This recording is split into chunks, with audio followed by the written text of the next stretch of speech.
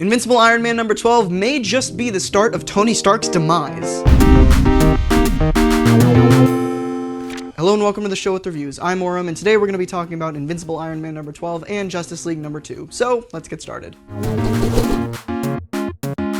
First up is Invincible Iron Man number 12, written by Brian Michael Bendis with art by Mike Deodato. This was an interesting issue. It was good, but I just feel like I missed something. So the book opens with Stark Tower being like completely decimated, and with Tony just kind of sitting there eating a cheeseburger and wondering what he's gonna do next. This scene is intercut with another scene, which is basically the board of Stark Tower threatening to get Tony fired, which I assume is what leads to the demise of the tower, but like that's not shown in this issue. It just, I guess it's a case of Bendis kind of writing for the trade, so maybe we'll find out next issue, I don't know. Other than that, the big thing that happens in this issue is Riri Williams finally meets Tony Stark, and kind of just feels shoehorned into this issue. It doesn't really have its place here. Don't get me wrong, it was a great and fun interaction between the two characters and Riri's mom, who was also there, but I just feel like it warranted its own issue and didn't really fit in here. I'm really getting the feeling that Bendis is just trying to finish up all of his storylines before the relaunch with Riri happens, and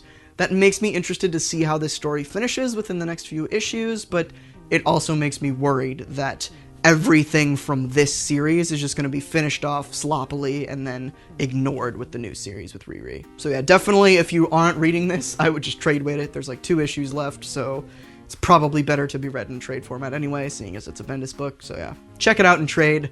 Probably don't buy the single issues.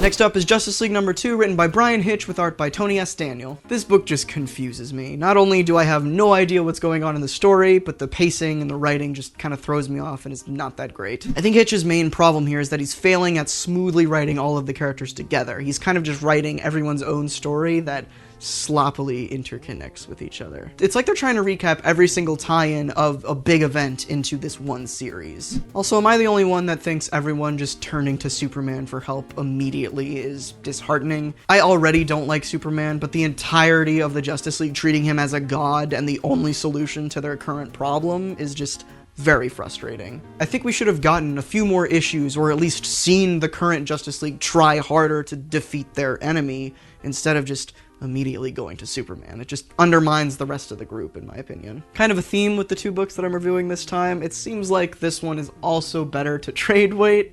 I don't know. I just don't know what's going on in this issue. Maybe more hardcore DC fans do, but I'm just confused. But those are all the reviews that I have for you this week. Let me know what you thought about the pulls that you picked up this week, or just what you thought about the books that I picked up this week. And of course, before you head out, be sure to subscribe so you don't miss out on anything that I upload every other Wednesday and every Saturday. That all being said, thank you so much for watching. Next time I find the restaurant that makes all this beautiful fictional cheeseburgers and pizzas and all of that, because it always looks like perfection, and that's all I want now.